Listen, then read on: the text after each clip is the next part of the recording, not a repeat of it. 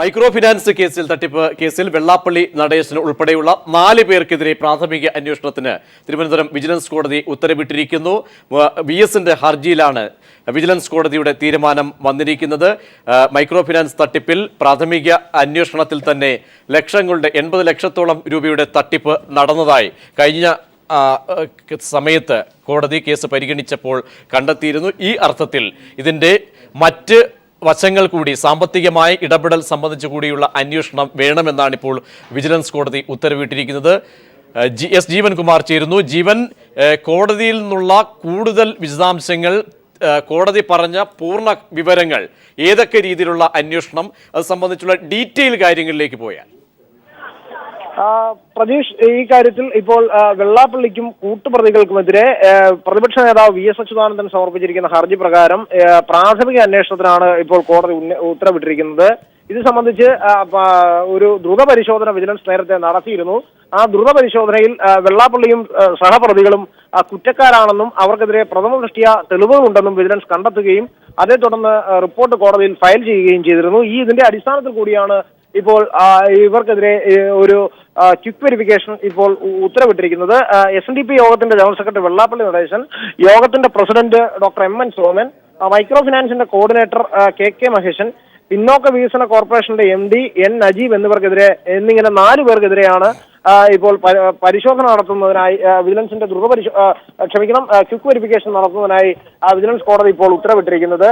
2003 മുതൽ 2005 വരെയുള്ള കാലയളവിൽ പിന്നോക്ക വികസന കോർപ്പറേഷനിൽ നിന്നും SNDP യോഗം വായ്പ എടുത്ത 15 കോടി രൂപ വ്യാജ പേരുകൾ നൽകി വെള്ളാപ്പള്ളിയും കൂട്ടരും തട്ടിയെടുത്തുവെന്നാണ് VS നൽകിയിരിക്കുന്ന പരാതി. 2% പലിശയ്ക്ക് നൽകുന്ന തുക 18% വരെ പലിശയ്ക്ക് വെള്ളാപ്പള്ളി കൂടുതലായി വിൽപ്പന നടത്തി അതുവഴി ഈഴവ സമുദായത്തെ വഞ്ചിച്ചു എന്നും പറയുന്നു.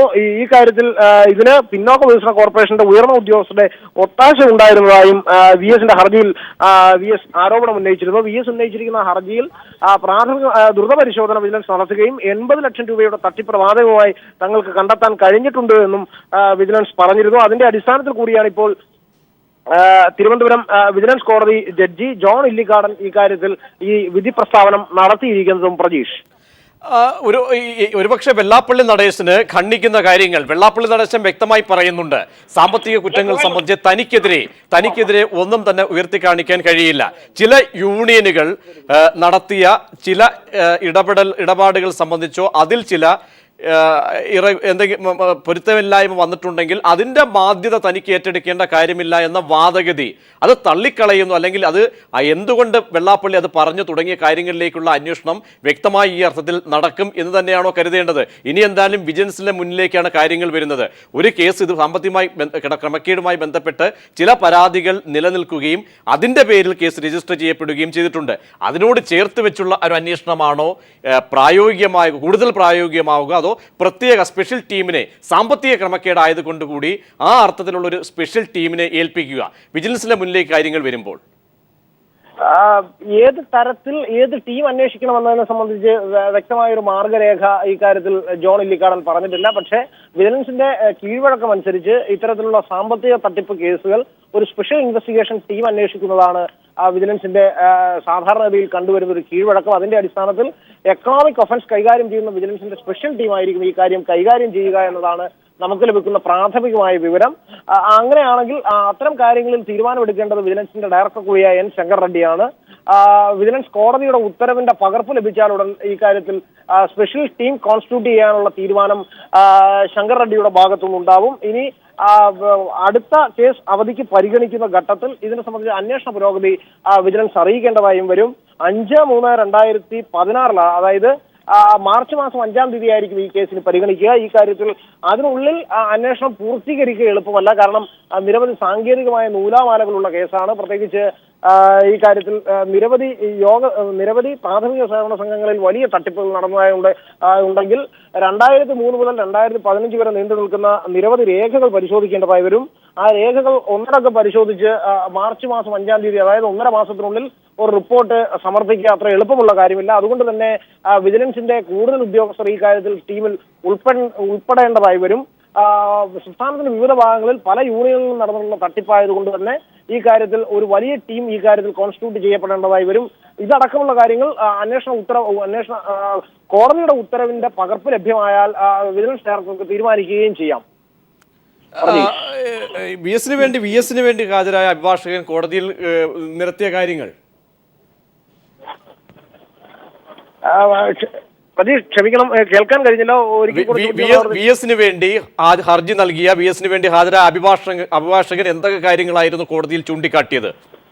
നേരത്തെ തന്നെ ഈ കാര്യത്തിൽ വിജിലൻസ് പ്രതിപക്ഷ നേതാവ് വി എസ് അച്യുതാനന്ദൻ നേരിട്ട് കോടതിയിൽ ഹാജരായിട്ടാണ് ഈ കാര്യത്തിൽ ഹർജി സമർപ്പിച്ചിരുന്നത്.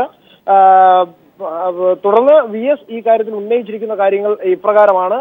15 കോടി രൂപ ഈ കാര്യത്തിൽ 5000 കോടി രൂപയിലേറെ വരുന്ന അഴിമതിയാണ് ഈ കാര്യത്തിൽ നടന്നിരിക്കുന്നത്. അതിൽ 15 കോടി രൂപയുടെ കൃത്യമായ ക്രമക്കേട് സംബന്ധിച്ച വിശദാംശങ്ങൾ പ്രതിപക്ഷ നേതാവ് ഹാജരാക്കുകയും ചെയ്തു.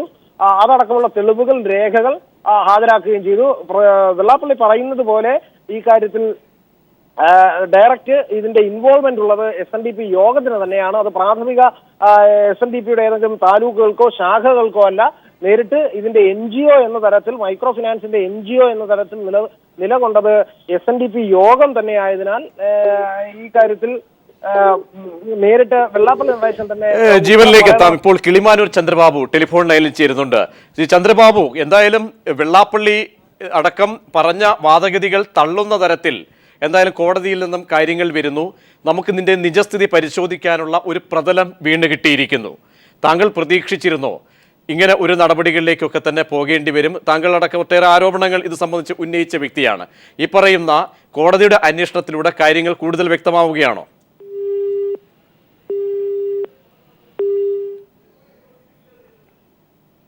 കിളിമാനൂർ ചന്ദ്രബാബു, താങ്കൾ ടെലിഫോൺ ലൈനിൽ ഉണ്ടെന്ന് കരുതുന്നു. ചന്ദ്രബാബുവിലേക്ക് എത്താം. എസ് ജീവൻകുമാറിലേക്ക് ഒരിക്കൽ കൂടി പോകുന്നു. ജീവൻ, ഒരുപക്ഷെ ഹർജി ജീവനിലേക്കും എത്താം. മൈക്രോ ഫിനാൻസ് തട്ടിപ്പുമായി ബന്ധപ്പെട്ട അന്വേഷണം, പ്രാഥമിക അന്വേഷണം തന്നെ നടത്താനാണ് വെള്ളാപ്പള്ളി നടേശനും മറ്റ് 4 പേർക്കുമെതിരെ, വെള്ളാപ്പള്ളി നടേശൻ ഉൾപ്പെടെയുള്ള 4 പേർക്കെതിരെ തട്ടിപ്പുമായി ബന്ധപ്പെട്ട അന്വേഷണം നടത്താനാണ് വിജിലൻസ് കോടതി ഉത്തരവിട്ടിരിക്കുന്നത്.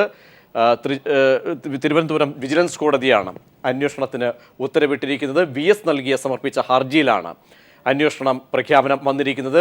വായ്പയെടുത്ത 15 കോടി രൂപ, പിന്നാക്ക വികസന കോർപ്പറേഷനിൽ നിന്നും വായ്പയ്ക്കെടുത്ത 15 കോടി രൂപ 2% പലിശയ്ക്ക് നൽകുന്നതിന് പകരം 15 മുതൽ 18% വരെ പലിശയ്ക്ക് നൽകുകയും അത് അഴിമതി, നിരവധി തുക തട്ടിപ്പ് മൂലം സമ്പാദിക്കുകയും ചെയ്തു, ക്രമക്കേട് നടന്നു എന്നുമാണ് ഇപ്പോൾ കോടതിയിൽ VS ഹർജി നൽകിയത്. VSന്റെ ഹർജി പരിഗണിച്ചാണ് കോടതി ഇപ്പോൾ ഉത്തരവ് പുറപ്പെടുവിച്ചിരിക്കുന്നത്. കിളിമാനൂർ ചന്ദ്രബാബു ഒരിക്കൽ കൂടി ചേരുന്നു. ചന്ദ്രബാബു, എന്തായാലും നിജസ്ഥിതി അറിയാൻ വേണ്ടി വിജിലൻസ് കോടതി തന്നെ അന്വേഷണം പ്രഖ്യാപിച്ചിരിക്കുന്നു.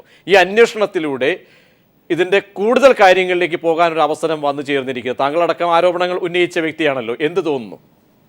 അല്ല, ഈ അന്വേഷിക്കുന്നത് നല്ലതാണ്. പക്ഷെ ഈ സത്യം ഒന്നും വെളിയിൽ വരാൻ പോകുന്നില്ല. കാരണം ഞാനിപ്പോ ഹൈക്കോടതിയിൽ ഒരു കേസ് ഫയൽ ചെയ്തിരുന്നു. അത് ഇന്നലെ പറയണ യൂറിസെഷൻ ഇവിടെ ഇല്ല എന്നും പറഞ്ഞുകൊണ്ട് വീണ്ടും കേസ് അത് തള്ളിയിരിക്കുകയാണ്.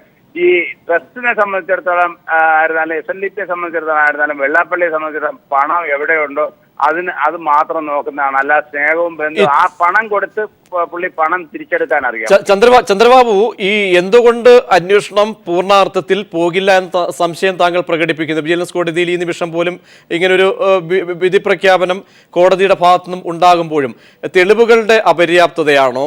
മാത്രമല്ല, കേസ് സാമ്പത്തിക കുറ്റകൃത്യമാണ്, അതിൻ്റെ അടക്കമുള്ള തെളിവുകളടക്കം നമ്മുടെ മുന്നിൽ പ്രകടമായുള്ളപ്പോൾ വിജിലൻസ് എന്തായാലും പരിഗണിക്കുക ആ അർത്ഥത്തിലുള്ള തെളിവുകളായിരിക്കുമല്ലോ. അത് എന്തുകൊണ്ട് പിന്നെ അപര്യാപ്തത എന്ന നിലയിലേക്ക് വ്യാഖ്യാനിക്കപ്പെടേണ്ടി വരുന്നു? ഈ ബഹുമാനപ്പെട്ട വിജിലൻസ് കോടതി ഈ ഇങ്ങനൊരു ഉത്തരവിട്ടെങ്കിലും ആ വിജിലൻസ് കോടതി അല്ലല്ലോ ഇത് അന്വേഷണം നടത്തുന്ന. മറ്റ് അന്വേഷണം നടത്തുന്ന എല്ലാ സ്ഥലത്തും ഈ FN ട്രസ്റ്റിൽ നിന്ന് ഏതാണ്ട് 1000 കോടിയോളം രൂപ കള്ളപ്പണം വെള്ളാപ്പള്ളിയുടെ കയ്യിലുണ്ട്. ആ പണം കൊണ്ട് എന്തും നേടിയെടുക്കാമെന്നുള്ള തന്റെ ഇടത്തോടു കൂടിയുള്ള പോക്കാണ് ഏത് കാര്യവും നേടിയെടുക്കുന്നത്. അദ്ദേഹത്തിന്റെ വിജയവും ആ പണം തന്നെയാണ്. ആ പണം 100 രൂപ ഇറക്കി 1000 രൂപ തിരിച്ചു പിടിക്കാൻ വെള്ളാപ്പള്ളിക്ക് അറിയാം. അത് ആരും പഠിപ്പിക്കണ്ട. അത് അദ്ദേഹത്തിന്റെ ബിസിനസിന്റെ പ്രധാന ഒരു ശൈലിയാണ്. ഈ ബാങ്കിലൊക്കെ തന്നെ പണം തിരിച്ചടച്ച് ഏകദേശം 2.5 കോടി രൂപയോളം രൂപ തന്നെ തിരിച്ചടയ്ക്കാമെന്ന് കാട്ടി അടൂർ യൂണിയൻ ബാങ്കിന് നോട്ടീസ് അയച്ചു.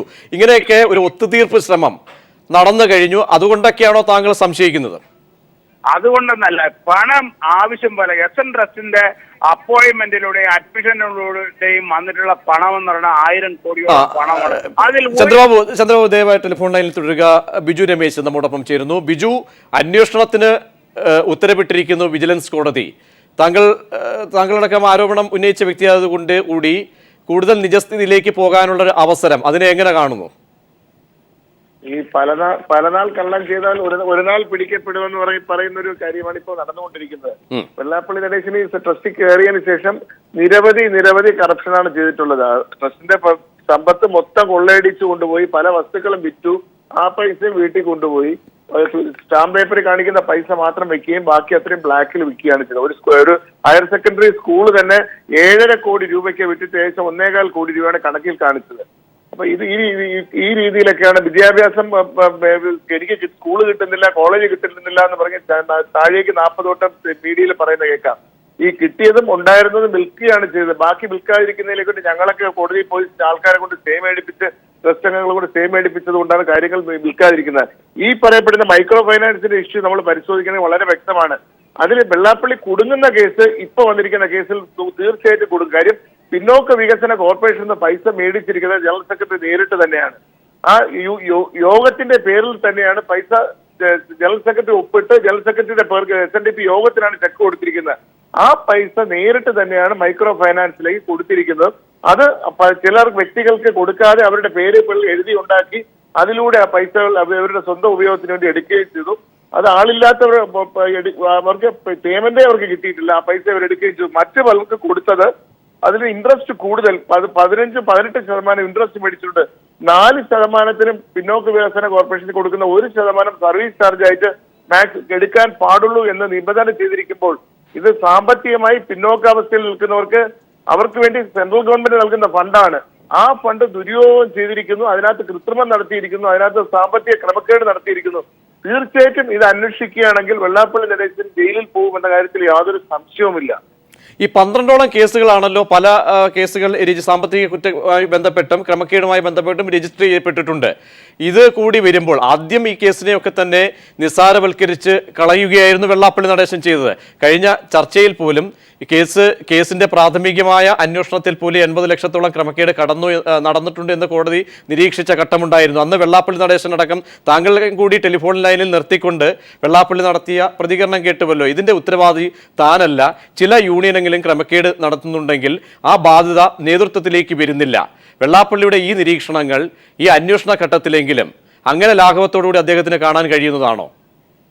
മൈക്രോ ഫൈനാൻസ് 2 രീതിയിലാണ് അവിടെ കൊടുത്തിട്ടുള്ളത്. ഒന്ന് പിന്നോക്ക വികസന കോർപ്പറേഷൻ എടുത്തും മറ്റൊന്ന് ബാങ്കുകളിൽ നിന്ന് എടുത്തുമാണ് കൊടുത്തിട്ടുള്ളത്. പിന്നോക്ക വികസനത്തിൽ നിന്ന് 2 പ്രാവശ്യം കൊടുത്തിട്ടുള്ള പൈസ മൊത്തം യൂണിയന് വെള്ളാപ്പള്ളി നടേശനാണ് ചെക്ക് കൊടുത്തിട്ടുള്ളത്. യൂണിയനാണ് കൊടുത്തിട്ടുള്ളത്. അത് വെള്ളാപ്പള്ളി നടേശൻ ഒപ്പിട്ടാണ് താഴോട്ട് കൊടുത്തിട്ടുള്ളത്. അപ്പൊ അതിൽ 100% വെള്ളാപ്പള്ളി നടേശൻ നേരിട്ട് നിയന്ത്രണത്തിൽ നടത്തിയിരിക്കുന്ന മൈക്രോ ഫൈനാൻസ്. അതിൽ ഒരു കാരണവശാലും ഒരു നിയമത്തിന്റെയും ഒരു ഇതിലും അദ്ദേഹത്തിന് ഒഴിഞ്ഞു മാറാൻ കഴിയില്ല. കാര്യം അദ്ദേഹത്തിന്റെ കൈ കൊണ്ട് തന്നെ ചെയ്തിരിക്കുന്നത്. പിന്നീട് അദ്ദേഹത്തിന് മനസ്സിലായി ഇതിൽ കൂടുതൽ കളിക്കുമ്പോൾ അത് അദ്ദേഹത്ത് കൊള്ളും എന്ന് മനസ്സിലായപ്പോൾ അതിനകത്ത് വരുന്ന ഇടപാടുകൾ മനസ്സിലായപ്പോൾ യൂണിയൻകാരെ കൊണ്ട് യോഗം ലെറ്റർ ബാങ്കുകൾക്ക് നൽകുകയും ബാങ്കുകൾ അത് യൂണിയൻകാർക്ക് പൈസ നൽകുകയും ആ യൂണിയൻകാരെ കൊണ്ട് പൈസ കൊടുപ്പിക്കുകയും ആ പൈസ യൂണിയൻകാരിൽ നിന്നും അതിന്റെ വരുന്ന ഈ പലിശയുടെ ലാഭവിഹിതം വെള്ളാപ്പള്ളി നടേശൻ നേരിട്ട് വാങ്ങിക്കുകയും ചെയ്തു. അപ്പൊ അതിന് റെക്കോർഡിക്കലില്ല. അവർ ക്യാഷ് ആയിട്ട് കൊണ്ടുവന്ന് ജനറൽ സെക്രട്ടറി കാഴ്ച വയ്ക്കുന്നു. ജനറൽ സെക്രട്ടറി അവരെ പ്രശംസിച്ച് പറഞ്ഞയക്കുന്നു. ആ പൈസയിൽ കുടുങ്ങാൻ പോകുന്നു. അതുകൊണ്ടാണ് പലയിടത്തുള്ള പൈസകൾ മേടിച്ചിട്ട് തിരിച്ചടയ്ക്കാത്ത സ്ഥലങ്ങളുണ്ട്. അത്യാവശ്യത്തിന് ആ പൈസ വെള്ളാപ്പള്ളി പല ആവശ്യങ്ങൾക്ക് മേടിപ്പിക്കുകയും തിരിച്ചു കൊടുക്കാതെ വന്നപ്പോൾ അതിപ്പോ അവരുടെ തലയിലേക്ക് വരുമ്പോൾ അതൊക്കെ നിങ്ങൾ നോക്കിക്കൊള്ളാനാ പറയുന്നത്. പല യൂണിയൻ നേതാക്കന്മാര് കേസിൽ ഇപ്പോ പ്രതിയാവും, അവർ കൊഴയും. പക്ഷേ അതിലും 100% വെള്ളാപ്പള്ളി നടേശൻ ഒഴികെ മാറാൻ പറ്റില്ല. 1 വർഷത്തെ കണക്കുകൾ വരുമ്പോൾ അത് ജനറൽ സെക്രട്ടറിയെ കാണിച്ച് ബോധ്യപ്പെടുത്തി ജനറൽ സെക്രട്ടറി പാസ്സാക്കിയതിനു ശേഷം മാത്രമേ അത് യൂണിയനിൽ പാസ്സാക്കാൻ പറ്റുള്ളൂ. അപ്പൊ ഇതെല്ലാം ജനറൽ സെക്രട്ടറി എന്നുള്ള രീതിയിൽ അദ്ദേഹം ഒപ്പിട്ട് പാസ്സാക്കിയ കണക്കുകളാണ്. അതിനെങ്ങനെ ഒഴിഞ്ഞു മാറാൻ പറ്റും? അപ്പൊ ഈ സാമ്പത്തിക ഇടപാടുകൾ മൊത്തം അദ്ദേഹം ഒപ്പിട്ട് സൈൻ ചെയ്ത് പാസ്സാക്കി അത് യൂണിയനിൽ വെച്ച് ജനറൽ സെക്രട്ടറി പാസ്സാക്കിയതിനു ശേഷം യൂണിയനിൽ വെച്ച് അത് പാസ്സാക്കിയിട്ടുണ്ടെങ്കിൽ യോഗം സെക്രട്ടറിക്ക് അത് ഒഴിഞ്ഞു മാറാൻ കഴിയില്ല. അതിലും വരുമ്പോൾ വെള്ളാപ്പള്ളി ഒരു കൂട്ടുപ്രതിയായി വെള്ളാപ്പള്ളി വരും. അതിൽ കൂട്ടുപ്രതിയായി വരുമെങ്കിൽ ഈ പിന്നോക്ക വികസന കോർപ്പറേഷനിൽ മുഖ്യപ്രതിയും നേരിട്ട് സാമ്പത്തിക ഇടപാട് നടത്തിയ ആളും വെള്ളാപ്പള്ളിയാണ്. അതിൽ 100% നേരിട്ട് ഡയറക്റ്റ് ഇൻവോൾവ്മെന്റ് ഉണ്ട്. മറ്റതിൽ ഇൻഡയറക്റ്റ് ഇൻവോൾവ്മെന്റ് ഉണ്ട്. ആ ഇൻഡയറക്റ്റ് ഇൻവോൾവ്മെന്റിലാണ് ഏറ്റവും കൂടുതൽ കോടിക്കണക്കിന് രൂപയുടെ അഴിമതി നടത്തിയിരിക്കുന്നത്. അതിൽ നിന്ന് ഊരിപ്പോകുന്നതിലേക്കാണ് പറയുന്നത്. പക്ഷേ ബിജു ഇവിടെ കിളിമാനൂർ ചന്ദ്രബാബു അടക്കമുള്ള ആളുകൾ പ്രകടിപ്പിക്കുന്ന ഒരു സംശയമുണ്ട്. വിജിലൻസ് കേസല്ല, ഇനി ഏത് കേസ് വന്നാലും ഇത്രയും കുറ്റകൃത്യങ്ങളുടെ തെളിവുകളടക്കം മാധ്യമങ്ങൾ റിപ്പോർട്ട് ചെയ്തിട്ടും അദ്ദേഹത്തിനെതിരെ കേസെടുക്കാൻ കാണിച്ച ഒരു അലംഭാവം, സംസ്ഥാന സർക്കാർ എടുത്ത ഒരു അലംഭാവമുണ്ടല്ലോ, ആ ബോധ്യത്തിന്റെയൊക്കെ അടിസ്ഥാനത്തിലായിരിക്കും ഇത്തരം സംശയങ്ങൾ പ്രകടിപ്പിക്കുക. സ്വാഭാവികമാണ്. വിജിലൻസ് അന്വേഷണം വന്നാൽ കൂടി അതിന്റെ എത്ര നാൾ അല്ലെങ്കിൽ ഇതിന്റെ പോക്ക് എങ്ങനെ എന്ന സംശയങ്ങളൊക്കെ പ്രകടമാവുകയാണ്. വെള്ളാപ്പള്ളി നടേശനിലേക്ക് കാര്യങ്ങൾ എത്രത്തോളം എത്തും, താങ്കൾ നിരത്തിയ തെളിവുകളൊക്കെ തന്നെ ഫലപ്രാപ്തിയിലേക്ക് വരുമോ എന്ന സംശയം പ്രകടിപ്പിക്കുക സ്വാഭാവികമല്ലേ? തീർച്ചയായിട്ടും. കാരണം ഇപ്പോഴത്തെ വിജിലൻസിനെ കുറിച്ച് നമുക്ക് യാതൊരു വിശ്വാസവും ഇല്ലാത്തൊരവസ്ഥയിലാണ്. വിജിലൻസ് എന്ന് പറയുന്നത് ഈ സ്വാധീനങ്ങൾക്ക് വഴങ്ങുന്ന ഒരു ഏജൻസിയായിട്ട് മാറിയിരിക്കുന്നു എന്നുള്ള വസ്തുത നമുക്ക് തള്ളിക്കളയാൻ കഴിയില്ല. പക്ഷെ ഇതിന്റെ സത്യാവസ്ഥ ഇതൊക്കെയാണ് എങ്കിൽ പോലും നമുക്ക് ഈ അന്വേഷിക്കട്ടെ, വരട്ടെ, അന്വേഷണം മുന്നോട്ട് വരട്ടെ. പ്രതീക്ഷയില്ലെങ്കിൽ പോലും നമുക്ക് അതിൽ പ്രതീക്ഷിക്കാം. എപ്പോ എല്ലാം നെഗറ്റീവായിട്ട് കാണേണ്ട കാര്യമില്ല, പോസിറ്റീവായിട്ട് കാണാം. കുഴപ്പങ്ങൾ വരുമ്പോൾ നമുക്ക് എന്തായാലും അന്വേഷിക്കേണ്ട വിഭാഗം തന്നെയാണല്ലോ. എന്തായാലും അവർ അന്വേഷിക്കുന്ന രീതിയിൽ നിന്ന് നമുക്ക് കാണേണ്ടത് തന്നെയാണ്. വളരെ ബിജു രമേശ് ഇപ്പോൾ വെള്ളാപ്പള്ളി നടേശൻ കണിച്ചുകുളങ്ങരയിൽ സംസാരിക്കുന്നു മാധ്യമങ്ങളോട് അതിന്റെ ശബ്ദ സംരക്ഷണത്തിലേക്ക്. വലിയ ഭൂകമ്പം സൃഷ്ടിക്കുമെന്നുള്ള ഏതാണ്ട് കിട്ടി എന്ന് പറഞ്ഞ പോലെ ഒരു കാര്യം ഉണ്ടായിട്ടില്ല. ഇത് അന്വേഷിച്ച് കുറ്റക്കാരെന്ന് കണ്ടാൽ പിടിക്കാനാ പറഞ്ഞത്. ഈ ഇൻഷുറൻസ് എന്ന് പറഞ്ഞാൽ ദിവസങ്ങളുടെ വിജിലൻസ് കോടികളുടെ ആ പാട്ടിൽ ഞാൻ 80 ലക്ഷക്കാരനാണ്. ഞാനിവിടെ വെറും 6ാംകിട വിജിലൻസ് ലക്ഷക്കാരനായിട്ടാണ് മാറിയിരിക്കുന്നത്. നിങ്ങൾ നോക്കണം, ദിവസവും കോടികളുടെ ഇവർക്ക് വലിയ രാഷ്ട്രീയ നേതാക്കന്മാരെ പറ്റിയുള്ള നടക്കുമ്പോൾ ഒരു സമുദായ പ്രവർത്തന നിലയിൽ എല്ലാവർക്കും അറിയാം നേരിട്ട് എനിക്കൊരു ബന്ധം ഈ സാമ്പത്തിക ഇടപാടുമായിട്ടില്ലെന്ന് ഓപ്പൺ കോടതിയിൽ ജഡ്ജി പറഞ്ഞു. പിന്നെ താഴെത്തട്ടിലുള്ള ആളുകൾ കൈകാര്യം ചെയ്യുന്ന എന്തെങ്കിലും കുറ്റങ്ങൾ സംഭവിച്ചിട്ടുണ്ടെങ്കിൽ അതിന്റെ മുഴുവൻ ഉത്തരവാദിത്വം എനിക്ക് ഏറ്റാനൊക്കുമോ, എന്റെ നിലയിൽ വെക്കാനൊക്കുമോ? മറിച്ച് താഴത്തെ തട്ടിലുള്ളവർ തെറ്റ് ചെയ്തിട്ടുണ്ട് എന്ന് ആരെങ്കിലും ബോധ്യപ്പെടുത്തിയിട്ടുണ്ടെങ്കിൽ ആ ബോധ്യപ്പെടുത്തുന്നതിന്റെ അടിസ്ഥാനത്തിൽ അവിടെ എല്ലാം പേരിൽ ഞാൻ നടപടി എടുക്കുന്നത്. അത് ഒരു കാരണം വെച്ചാലും ഒരു കോടതിയും ഈ കാര്യത്തിൽ എന്നെ കുറ്റക്കാരനാക്കി ഒരു വിധി ഉണ്ടാക്കുവാൻ ഇടവരികയില്ലെന്നാണ് എന്റെ പ്രതീക്ഷ. അറിഞ്ഞോ അറിയാതെയോ ഞാൻ ഒരു തെറ്റും ഈ മൈക്രോഫിനാൻസുകാരിൽ ചെയ്തിട്ടില്ല. 5 പൈസ എന്റെ കയ്യിൽ വരുന്നില്ല. എസറ്റുകാരനൊന്നും മര്യാദ മാന്യമുണ്ടായിരുന്നെങ്കിൽ അത് ഒന്ന് ചെയ്യണമായിരുന്നു. ഈ പിന്നോക്കക്ഷേമ വകുപ്പിൽ നിന്ന് വേറെ സമുദായക്കാരും ഒക്കെ പണം എടുത്തിട്ടുണ്ട്. അവരാരിപ്പിച്ചിട്ടുണ്ട്, അവരാത് കൊടുക്കാഞ്ഞത്. ബ്ലാക്ക് ലിസ്റ്റിലുള്ള ആളുകൊണ്ട് പിന്നോക്കക്ഷേമ വകുപ്പിൽ നിന്ന് പണം എടുത്തിട്ട് പണം കൊടുക്കാതെ ബ്ലാക്ക് ലിസ്റ്റുണ്ട്. അവർക്ക് എന്താണ് ചോദിക്കാത്തത്? ഞങ്ങളൊരു ഒറ്റ പൈസ പോലും പണം എടുത്തിട്ടുണ്ടെങ്കിൽ കൊടുക്കാതിരുന്നിട്ടില്ല. കൃത്യമായി സത്യസന്ധമായും അടയ്ക്കേണ്ട ഓരോ ഇടവും കൃത്യമായി ഒരു ദിവസത്തിന് മുമ്പേ ഇൻസ്റ്റാൾമെന്റ് അടച്ചുകൊണ്ടിരിക്കുകയാണ്. അത് NDP യോഗം എടുത്തത് മാത്രം തെരഞ്ഞു പിടിച്ചുകൊണ്ട് പരാതി കൊടുത്ത് മാന്യമായില്ല, മര്യാദയായില്ല. മാത്രമല്ല അദ്ദേഹം വേറെ ആരെങ്കിലും കൊണ്ടക്കൊടുക്കുന്നതിൽ ഒപ്പിട്ട് കൊടുക്കുന്ന ഒരു ആയുധമായി മാറാമായിരുന്നു. അത് എന്നെ വിളിച്ചു ചോദിക്കാമായിരുന്നില്ല. അത്ര വ്യക്തിവിദ്വേഷം വരാവുന്നൊരു ഞാനെന്ത് പറ്റിയത്? നിങ്ങൾ ഇങ്ങനെ പരാതി കണ്ടു, എന്താണ് എനിക്ക് പറയാനുള്ളത് എന്ന് ചോദിക്കാനുള്ള ഒരു മര്യാദ പോലും കാണിക്കാതെ SNDP യോഗത്തിൽ നിന്ന് പറഞ്ഞേച്ചത് സമ്പന്നരുടെ കയ്യിലെ പാവയായി നിന്നുകൊണ്ടാണ് അദ്ദേഹം ഈ പരാതികളെല്ലാം കൊടുത്തത്. ഏതായാലും കോടതിയുടെ മുമ്പിൽ ഇരിക്കില്ലേ, നമുക്ക് വാസ്തുവിട്ട് കാണാം. നിരപരാധിത്വം ഞങ്ങളുടെ എല്ലാം തെളിയിക്കാം എന്നുള്ള കാര്യത്തിൽ യാതൊരു സംശയവും സന്ദേഹവും എനിക്ക് അശേഷം പോലുമില്ല.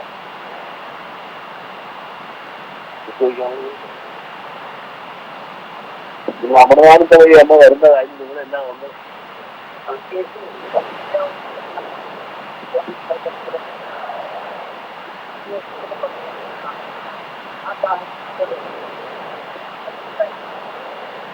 ആ കോടതി തന്നെ പറഞ്ഞല്ലോ, താഴെ ലെവലിൽ കൊടുക്കൽ ഞാൻ ചെയ്തൊന്നും പറയുന്നില്ല.